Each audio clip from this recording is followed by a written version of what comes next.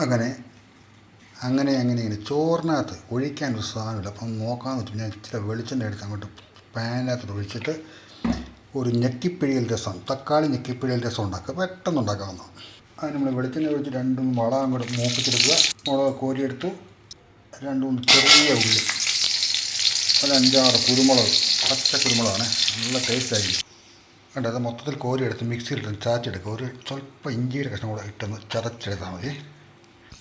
എണ്ണ നമുക്ക് ഒത്തിരി വേണ്ട. അതേ എണ്ണയ്ക്കകത്തോട്ട് അല്പം കടുക് ഇട്ടങ്ങോട്ട് പൊട്ടിക്കുക. കടുക് പൊട്ടുമ്പോൾ ഇപ്പം വെളുത്തുള്ളി ചതച്ചത്, അല്പം ഇഞ്ചി ചതച്ചിട്ട് കുറച്ച് 2 പച്ചമുളക് കൂടെ ചേർക്കുക. ഒരു കളർഫുള്ളാണ്. വേണമെങ്കിൽ നമുക്കൊരു പച്ചമുളക് ചേർക്കാം. അത് നന്നായിട്ട് ഇളക്കി യോജിപ്പിക്കുക. പേരിലൊരല്പം മുളക് പൊടി, ഒരല്പം ജീരകം, ചെറിയ ജീരകം, അല്പം ഉലുവ പൊടിച്ചത്, കൈയൊക്കെ നല്ല വൃത്തിയായിട്ട് കഴിയിട്ടു. നല്ല പഴുത്ത തക്കാളി ഞെട്ടിപ്പിന്ന് ചേർക്കണം. മിക്സ് ചെയ്യുക. അത് നമ്മൾ മിക്സിയുടെ ജാറിനകത്ത് ചതച്ച വേണ്ട, അതിൽ ചേർക്കുക. മിക്സിയുടെ ജാറൊന്ന് കഴുകി കുറച്ച് വെള്ളം കൊടുക്കും.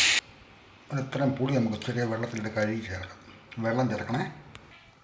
പുളിവെള്ളം നോക്കിയിട്ട് പുളി നോക്കി ആവശ്യം ചേർക്കുക. പിന്നെ ആവശ്യം ഉപ്പ് ചേർക്കുക. അടിപൊളിയായിട്ട് തിളച്ച് വരും. 2 പച്ചമുളക് കൂടി ഞാൻ ചേർക്കുന്നുണ്ട്.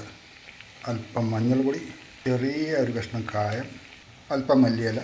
രസത്തിൻ്റെ പൊടിയൊന്നും ചേർക്കണം. ഇപ്പം തന്നെ സംഭവം ഓക്കെയാണ്. ഓക്കെ, അങ്ങനെ പരിപാടി കഴിഞ്ഞിരിക്കുന്നു. ഓക്കെ, ഇത് നമുക്കുണ്ടല്ലോ വെറുതെ ഇങ്ങനെ കോരി ഉണ്ടോ ഇങ്ങനെ കുടിക്കാൻ വേണ്ടി നല്ലതാണ്. ചോറിനകത്ത് കുടിക്കാൻ നല്ല സൂപ്പർ സാധനം. വയറിനൊക്കെ എന്ത് അസുഖം ഇതുപോലെ ഉണ്ടാക്കി കുടിച്ചു നോക്കും, ഒരു പ്രശ്നമില്ല. ഇത് വേറെ പ്രത്യേകിച്ച് കായത്തിൻ്റെ പൊടിയോ നമ്മുടെ രസപ്പൊടിയൊന്നും വേണ്ട. ഇത്ര ഐറ്റം മതി. സൂപ്പർ സാധനം കേട്ടോ.